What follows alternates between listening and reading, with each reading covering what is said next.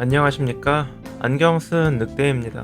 오늘은 명작을 돌아보다 바이오하자드 리메이크 2편으로 찾아뵙게 되었습니다. 바이오하자드 시리즈는 게이머라 하면 모를 수 없는 IP이고 지금까지도 굉장히 사랑받는 IP죠. 하지만 2024년까지도 바이오하자드 시리즈가 기대를 받고 있는 이유는 시리즈에 큰 전환점이 있었기 때문입니다. 실제로 바이오하자드는 세븐의 호평이 없었다면 과거의 영광만을 쫓는 IP가 되었을 것입니다.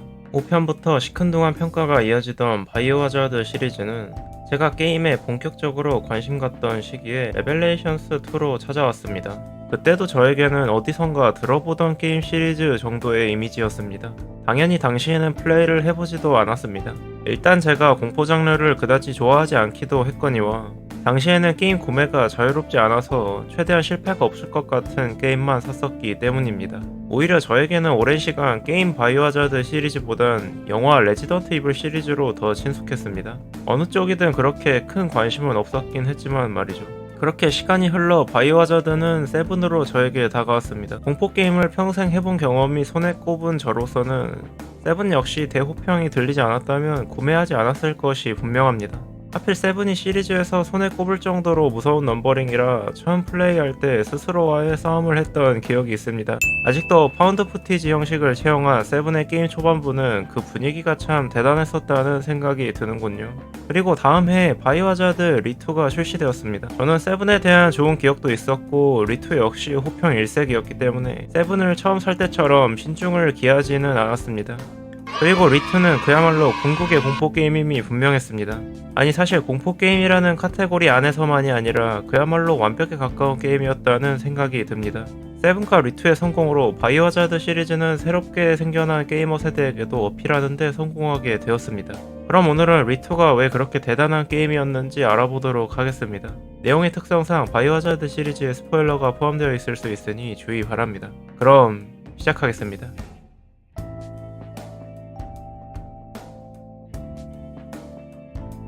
바이오하자드 리투는 제가 플레이해본 게임 중 거의 가장 미니멀리즘한 게임입니다. 등장인물들의 이동부터 제약이 매우 강합니다. 이 부분은 사실 호불호가 갈리기도 하는 영역이긴 하지만 결과적으로는 탁월한 선택이었다고 생각합니다. 이동 속도도 느리고 총들의 화력도 기존의 좀비 게임과 비교하면 많이 약합니다. 또한 게임의 무대도 대부분 폐쇄적인 장소가 주가 됩니다. 이는 게임의 플레이 방식이 좀비를 썰어 넘기는 게임이 아니라 선택에 신중해야 하는 게임이라는 걸 알려주는 것입니다. 스토리상 보여주는 것이라고 생각되던 간단한 초반 튜토리얼에서 사실 게임의 플레이 방식이 어떤 것인지를 명확히 드러내주고 있습니다. 하지만 단순히 빼기만 했다는 것으로 좋은 게임이 되는 것은 아니겠죠. 바이오하자드 리투의 대단한 부분은 그 적은 요소들의 배치가 정말 절묘하다는 것입니다. 바이오하자드 리투에는 불필요한 맵도 수집 요소도 적도 존재하지 않습니다. 아이템이나 방해 배치가 플레이어가 할 행동을 모두 알고 있는 것처럼 짜여져 있습니다. 초반부에는 공포감을 즐기게끔 플레이적 요소는 다소 단순하게 익숙해질 즈음부터는 추적자를 넣어 게임이 늘어지지 않게 하고 후반부에는 쌓아놓은 재화를 쏟아부을 수 있는 적을 배치하여 완벽한 완급 조절을 해내었습니다. 잘 만든 퍼즐 게임을 하는 느낌까지 줍니다. 특히 후반부의 아이비나 리커 두 마리 같은 경우에는 아껴놓은 화력을 유감없이 발휘할 수 있습니다. 특히 아이비는 약점이 불로써 캐릭터당 각각 화염방사기, 화염유탄으로 처치할 수 있는데 두 무기 모두 다른 병기에 비해 화끈하고 고화력에서 오는 카타르시스를 주는 무기들입니다. 그렇게 완벽한 완급 조절에 더해 바이오하자드 시리즈 특유의 늘어지는 구간이 존재하지 않습니다. 사실 7편의 초반부는 제가 아까도 언급했듯 처음 마주하면 굉장히 공포스럽고 강렬한 오프닝이긴 하지만 익숙해질수록 늘어지며 8편과 리4 그리고 리3에서는 웨이브를 버텨내는 형식의 구간이 있는데 그런 지루한 구간 없이 몰아치는 게임의 구성은 정말 완벽하다고 할 수 있습니다. 물론 클리어 루트 한정으로는 쉐리 버킨으로 숨기만 해야 하는 구간이 있긴 하지만 그 구간을 제외하면 게임 구성의 아름다움이 밀려옵니다. 플레이 방식도 루즈해지지 않게 또 저화력의 화기와 부족한 가방 공간은 개선을 바라게 하는 요인이 되어 금고 같은 게임의 자세한 요소에 파고들게끔 해주는 효과도 있습니다. 이렇게 게임의 구성이 너무 컴팩트하게 잘 짜여져 있는 탓에 여러 번 플레이를 해도 질린다는 인상이 잘 들지 않습니다.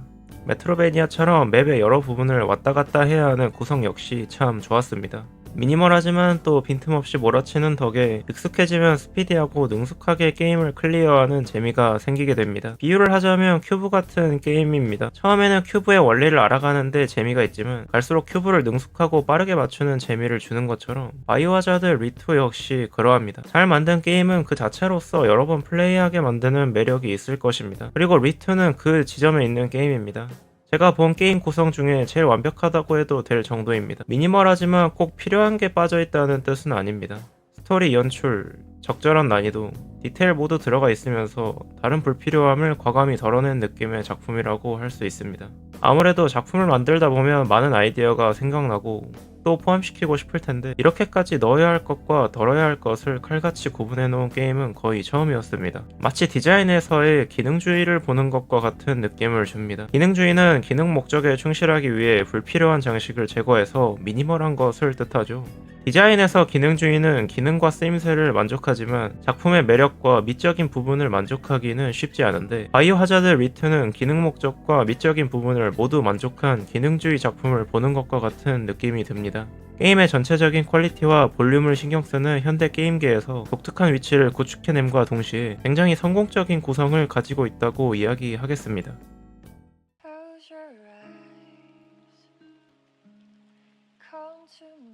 저를 포함한 많은 분들이 공포게임을 별로 좋아하지 않는 이유는 공포게임이 무섭다는 게 가장 큰 이유일 것입니다. 그리고 게임이 갖는 공포감이라는 것이 가진 특수성이 존재합니다. 바로 공포감이 일관되게 유지되기가 어렵다는 것입니다. 게이머에게 처음 선보이는 장면에서 공포감을 느끼게 하는 것은 어렵지 않습니다. 문제는 장면을 계속해서 보게 되었을 때의 경우입니다. 예를 들면 게임 오버되는 상황을 생각해봅시다. 공포게임에서 게임 오버는 역설적으로 보여주지 않을 때 가장 무서운 것입니다. 그래서 공포게임의 난이도 조절은 신중해야 합니다. 공포게임에서 그런 요소는 상대적으로 덜 고려되어도 괜찮을 것 같은 인상이 들지만 오히려 다른 게임을 만들 때보다 훨씬 정교해야 하는 것입니다. 그러니까 진행이 직관적이지 않다거나 불합리하게 만들어져 있다면 처음에는 공포스러운 장면으로 받아들이지만 공포감이 빠진 게임 오버에는 게이머들에게 짜증밖에 남지 않는 요소가 됩니다. 따라서 저는 공포게임과 어려운 난이도는 다소는 양립하기 힘들다고 생각합니다.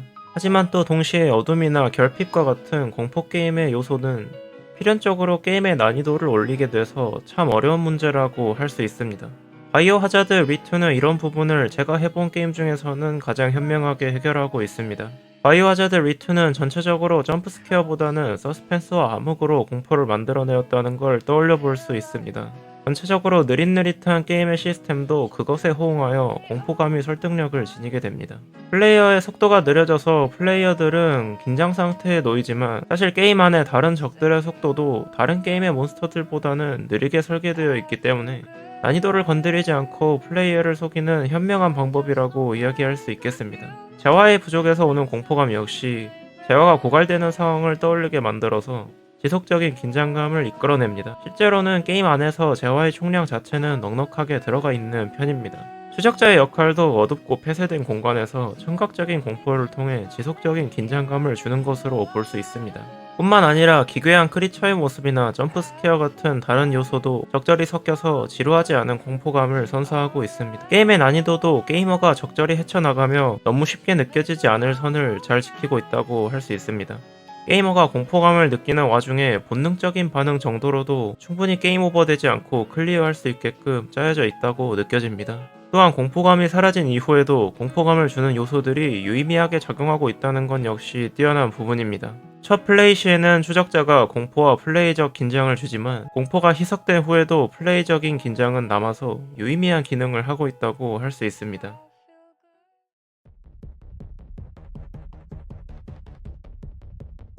게임에 몰입할 수 있게 해주는 디테일 역시 훌륭합니다. 우선 이런 게임답지 않게 로어가 길지 않고 읽기 편하게 되어 있습니다. 짧고 또 직관적인 로어들은 읽는 재미도 있고 길지 않아서 그런 것들을 스킵하는 게이머들도 읽어볼 생각이 쉽게 들게 합니다.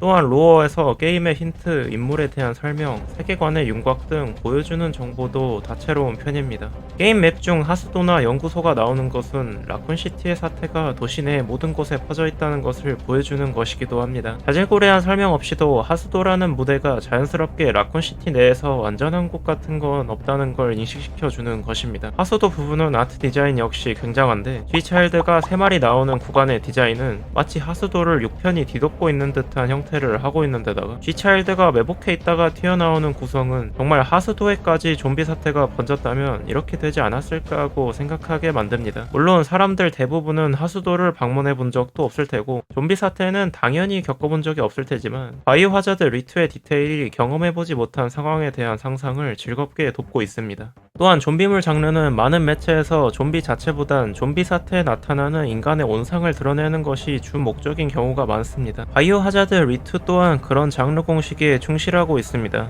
물론 좀비 바이러스의 시작이 인간이기도 하지만 그걸 빼고 생각하더라도 아이언스 서장은 고아원의 아이들을 좀비 바이러스의 실험체로 쓰는 데다가 직접적으로 살인과 시체 훼손까지 하는 모습을 보이며 켄도는 자신의 딸이 좀비가 되었다는 걸 받아들이지 못하고 있는 인간적인 모습을 보여주기도 합니다. 아까 언급했던 정말 짧고 간결한 구성에 기존 좀비물의 작법에도 소홀하지 않고 있습니다. 이런 디테일들은 바이오 하자드가 시리즈를 거듭하면서 게임의 분위기가 점점 가벼워지고 무대 또한 확장되면서 잃어가던 장점 중 하나이기도 합니다. 바이오 하자드 리투에 대한 제 평점은 10점 만점에 10점입니다. 게임이라는 매체가 갖는 특수성을 고려해 공포라는 장르를 잘 적용한 게임이라는 게 제 생각입니다.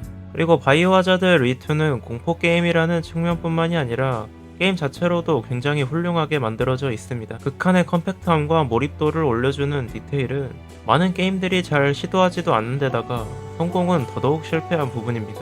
리투가 출시된 지 꽤 오랜 시간이 지났고 바이오 하자드 시리즈의 후속작들 역시 많이 나왔지만 리투의 간결하면서 완벽한 구성을 보여준 게임은 없었다고 감히 이야기할 수 있습니다. 명작을 돌아보다 해서 다룬 것에는 이 구성이라는 것이 큰 부분을 차지하고 있습니다. 플레이 타임이 짧아서 아쉬운 구성이라고 이야기할 수도 있겠습니다만 리투의 짧음은 그 이유가 있고 또 짧은 것이 전혀 단점이라고 생각되지 않습니다. 앞서 이야기했듯이 처음 플레이할 때는 공포감이 그 짧음을 체감되지 않게 해줍니다. 플레이어가 스스로 게임의 템포를 낮추기 때문입니다. 그리고 다음 플레이 때는 게임을 지배한 것처럼 능숙하게 클리어하는 데에서 오는 재미가 있습니다. 그때는 또한 파트별로 짧은 것이 단점이 아니게 됩니다. 비유를 하자면 롤러코스터 같은 작품입니다. 처음에는 공포감의 롤러코스터가 굉장히 길게 느껴지지만 익숙해질수록 공포감이 덜어내진 다른 부분의 재미가 느껴지는 것입니다. 롤러코스터를 잘 타냐고 물어보면 물론 저는 롤러코스터를 못합니다. 아마 모든 공포 게임들이 개발 철학으로 삼는 것이 좋다고 다소 공격적으로 이야기해도 될 만큼 완벽한 게임이 아닐까 하는 생각이 듭니다. 따라서 공포 게임에 대한 거부감이 굉장히 심한 분들도 플레이해보는 것을 권장합니다. 8의 베네비엔토나 7의 초반 부분처럼 정말 진땀 빠지게 할 만큼의 강렬한 공포는 없기도 합니다. 평가에 영향을 주지는 않지만 보편적으로 즐길 수 있는 정도의 공포라는 것도 긍정적인 부분이라고 할 수 있겠습니다. 오늘도 긴 시간 시청해주셔서 감사합니다. 안경 쓴 늑대였습니다.